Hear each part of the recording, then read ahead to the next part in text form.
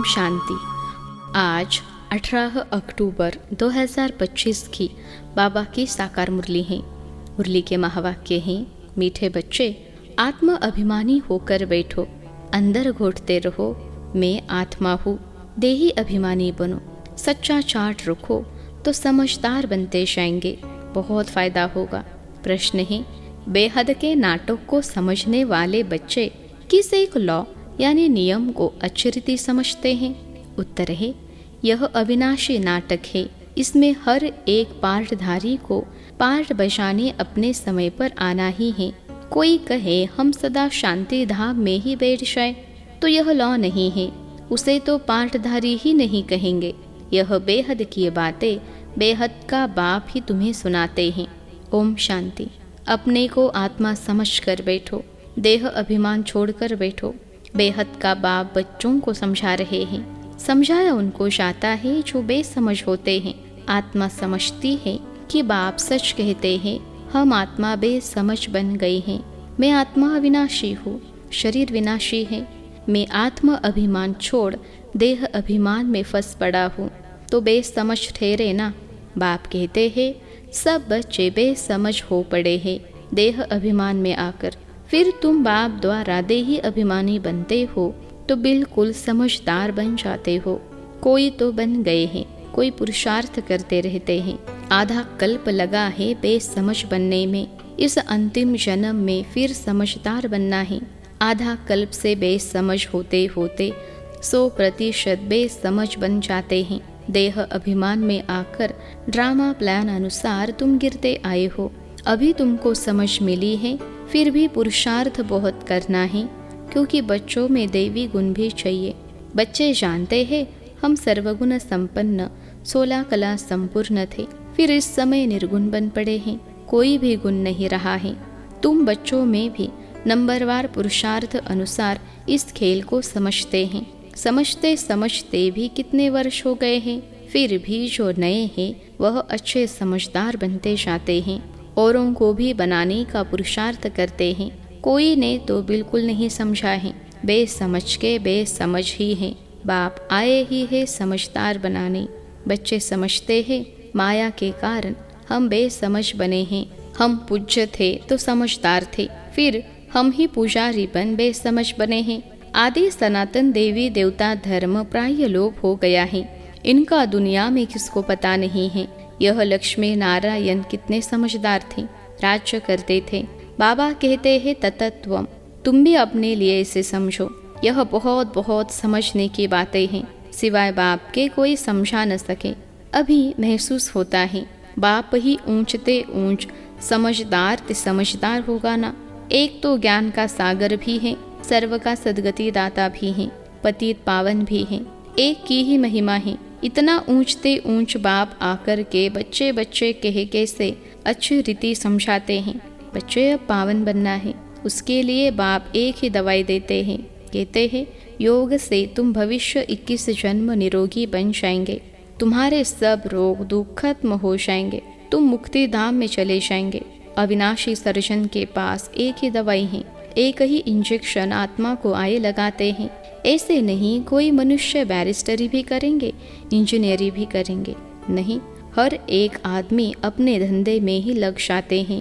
बाप को कहते हैं आकर पतित से पावन बनाओ, क्योंकि पतित बने में दुख है। शांति धाम को पावन दुनिया नहीं कहेंगे, स्वर्ग को ही पावन दुनिया कहेंगे। यह भी समझाया है मनुष्य शांति और सुख चाहते हैं। सच्ची सच्ची शांति तो वहाँ है जहाँ शरीर नहीं, उसको कहा जाता है शांति धाम। बहुत कहते हैं शांति धाम में रहे, परंतु लॉ नहीं है, वह तो पार्टधारी हुआ नहीं। बच्चे नाटक को भी समझ गए हैं। जब एक्टर्स का पार्ट ऐसा होगा तब बाहर स्टेज पर आकर पार्ट बजाएंगे। यह बेहद की बातें बेहद का बाप ही समझाते हैं। ज्ञान सागर भी उनको कहा जाता है। सर्व के सदगति दाता पतित पावन है। सर्व को पावन बनाने वाले तत्व नहीं हो सकते।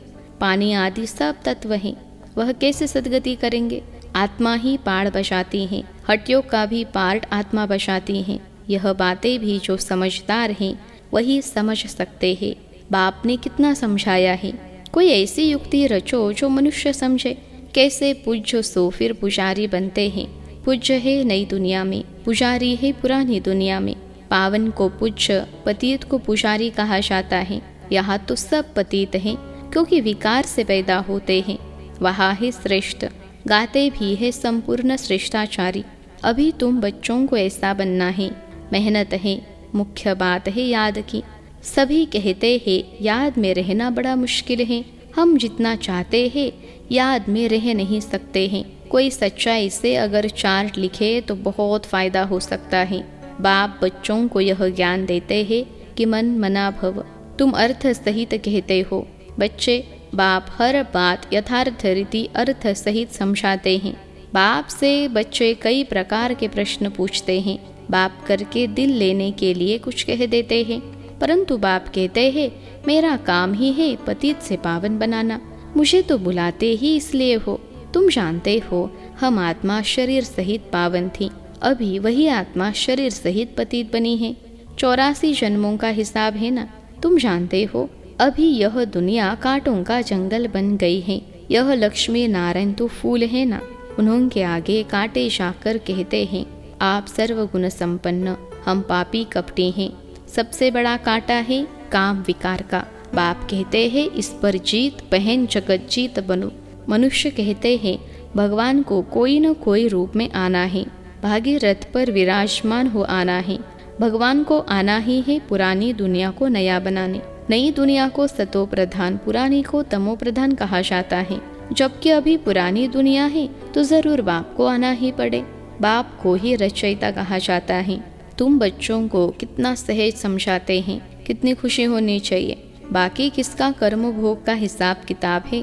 कुछ भी है वह तो भोगना है। इसमें बाबा आशीर्वाद नहीं करते हैं।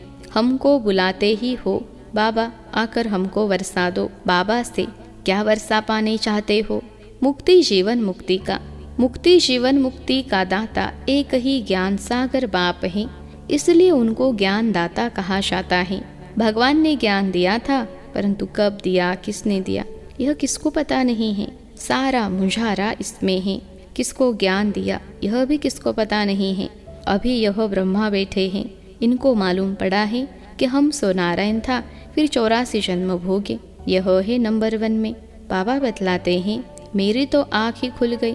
तुम भी कहेंगे हमारी तो आंखें ही खुल गई। तीसरा नेत्र तो खुलता है ना। तुम कहेंगे हमको बाबा का सृष्टि चक्र का पूरा ज्ञान मिल गया है। मैं जो हूँ जैसा हूँ मेरी आंखें खुल गई हैं। कितना वंडर है। हम आत्मा फर्स्ट है और फिर हम अपने को देह समझ बैठे। आत्मा कहती है हम एक शरीर छोड़ दूसरा लेती हूँ, फिर भी हम अपने को आत्मा भूल देह अभिमानी बन जाते हैं। इसलिए अब तुमको पहले पहले यह समझ देता हूँ कि अपने को आत्मा समझ बैठो। अंदर में यह घोटते रहो कि मैं आत्मा हूँ। आत्मा न समझने से बाप को भूल जाते हो, फील करते हो। बरोबर हम घड़ी घड़ी देह अभिमान में आ जाते हैं। मेहनत करनी है, यहाँ बैठो तो भी आत्म अभिमानी होकर बैठो। बाप कहते हैं हम तुम बच्चों को राजय देने आए हैं। आधा कल्प तुमने हमको याद किया है। कोई भी बात सामने आती है तो कहते हैं हाय राम, परंतु ईश्वर व राम कौन है यह किसको पता नहीं। तुमको सिद्ध करना है। ज्ञान का सागर पतित पावन सर्व का सद्गति दाता त्रिमूर्ति परमपिता परमात्मा शिव है। ब्रह्मा विष्णु शंकर तीनों का जन्म इकट्ठा है। सिर्फ शिव जयंती नहीं है, परंतु त्रिमूर्ति शिव जयंती है। जरूर जब शिव की जयंती होगी तो ब्रह्मा की भी जयंती होगी। शिव की जयंती मनाते हैं, परंतु ब्रह्मा ने क्या किया? लौकिक पारलौकिक और यह है अलौकिक बाप। यह है प्रजापिता ब्रह्मा। बाप कहते हैं नई दुनिया के लिए यह नया ज्ञान अभी तुमको मिलता है, फिर प्राय लोप हो जाता है। जिसको बाप रचता और रचना का ज्ञान नहीं तो अज्ञानी ठहरे ना। अज्ञान नींद में सोए पड़े हैं। ज्ञान से है दिन, भक्ति से है रात। शिवरात्रि का अर्थ भी नहीं जानते, इसलिए उनकी हॉलीडे भी उड़ा दी है। अभी तुम जानते हो बाप आते ही है सबकी जोत जगाने। तुम यह बत्तियां आदि जगाएंगे तो समझेंगे इनका कोई बड़ा दिन है। अब तुम जगाते हो अर्थ सहित, वो लोग थोड़े ही समझेंगे। तुम्हारे भाषण से पूरा समझ नहीं सकते। अभी सारे विश्व पर रावण का राज्य है। यहाँ तो मनुष्य कितने दुखी हैं। रिद्धि सिद्धि वाले भी बहुत तंग करते हैं। अखबारों में भी पढ़ता है, इनमें इविल सोल हैं, बहुत दुख देते हैं। बाबा कहते हैं इन बातों से तुम्हारा कोई कनेक्शन नहीं। पाप तो सीधी बात बताते हैं। बच्चे, तुम मुझे याद करो तो तुम पावन बन जाएंगे, तुम्हारे सब दुख दूर हो जाएंगे। अच्छा, मीठे मीठे सिखलते बच्चों प्रति माता पिता बाप दादा का याद प्यार और गुड मॉर्निंग। रूहानी बाप की रूहानी बच्चों को नमस्ते। हम रूहानी बच्चों की सिखलते रूहानी माता पिता बाप दादा को याद प्यार, गुड मॉर्निंग और नमस्ते बाबा नमस्ते। धारणा के लिए मुख्य सार। पहली पॉइंट है यथार्थ रीति बाप को याद करने व आत्म अभिमानी बनने की मेहनत करनी है। सच्चाई से अपना चार्ट रखना है, इसमें ही बहुत बहुत फ़ायदा है। दूसरी पॉइंट है सबसे बड़ा दुख देने वाला कांटा काम विकार है। इस पर योग बल से विजय प्राप्त कर पतित से पावन बनना है। बाकी किन्हीं भी बातों से तुम्हारा कनेक्शन नहीं। आज का वरदान है प्रैक्टिकल जीवन द्वारा परमात्मा ज्ञान का प्रूफ देने वाले धर्म युद्ध में विजयी भव। प्रैक्टिकल जीवन द्वारा परमात्मा ज्ञान का प्रूफ देने वाले धर्म युद्ध में विजयी भव। विश्लेषण है अभी धर्म युद्ध के स्टेज पर आना है। उस धर्म युद्ध में विजयी बनने का साधन है आपके प्रैक्टिकल जीवन, क्योंकि परमात्मा ज्ञान का प्रूफ वही प्रैक्टिकल जीवन है। आपकी मूर्त से ज्ञान और गुण प्रैक्टिकल में दिखाई दे, क्योंकि आजकल डिस्कस करने से अपनी मूर्त को सिद्ध नहीं कर सकते, लेकिन अपने प्रैक्टिकल धारणा मूर्त से 1 सेकेंड में किसी को भी शांत करा सकते हो। आज का स्लोगन है आत्मा को उज्जवल बनाने के लिए परमात्मा स्मृति से मन की उलझनों को समाप्त करो। आत्मा को उज्जवल बनाने के लिए परमात्मा स्मृति से मन की उलझनों को समाप्त करो। मातेश्वरी जी के अनमोल महावाक्य। योग से ही मुक्त होने की शक्ति मिलती है। पहले पहले तो अपने को एक मुख्य पॉइंट ख्याल में अवश्य रखनी है।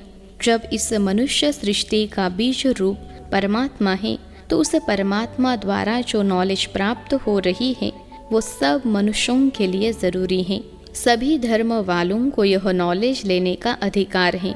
भल हर एक धर्म की नॉलेज अपनी अपनी है, हर एक का शास्त्र अपना अपना है, हर एक की मत अपने अपने हैं, हर एक का संस्कार अपना अपना है, लेकिन यह नॉलेज सबके लिए है। भल वो इस ज्ञान को न भी उठा सके, हमारे घराने में भी न आवे, परंतु सबका पिता होने कारण उनसे योग लगाने से फिर भी पवित्र अवश्य बनेंगे।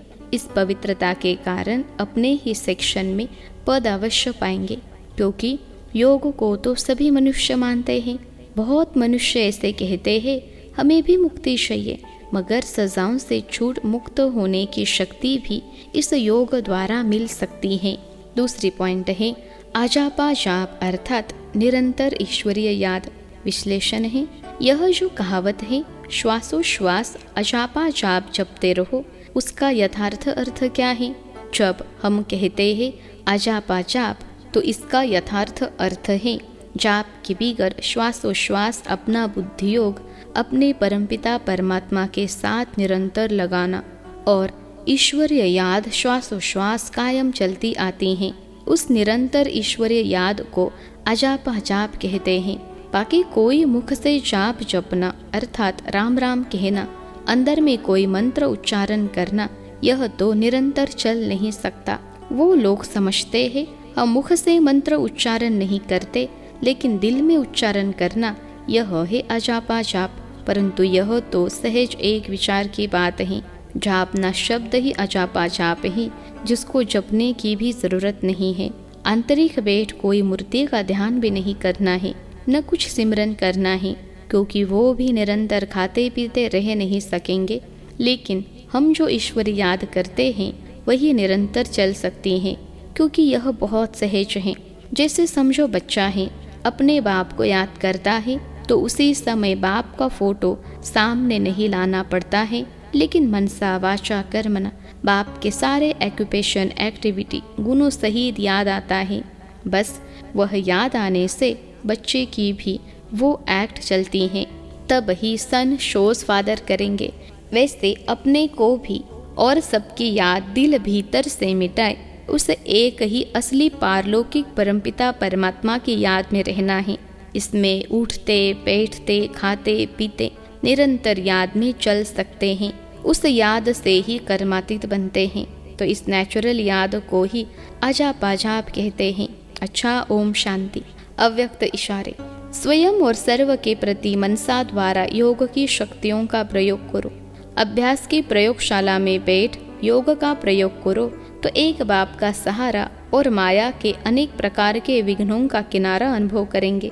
अभी ज्ञान के सागर, गुणों के सागर, शक्तियों के सागर में ऊपर ऊपर की लहरों में लहराते हो, इसलिए अल्पकाल की रिफ्रेशमेंट अनुभव करते हो। लेकिन अब सागर के तले में शव तो अनेक प्रकार के विचित्र अनुभव कर रत्न प्राप्त करेंगे। अच्छा, ओम शांति।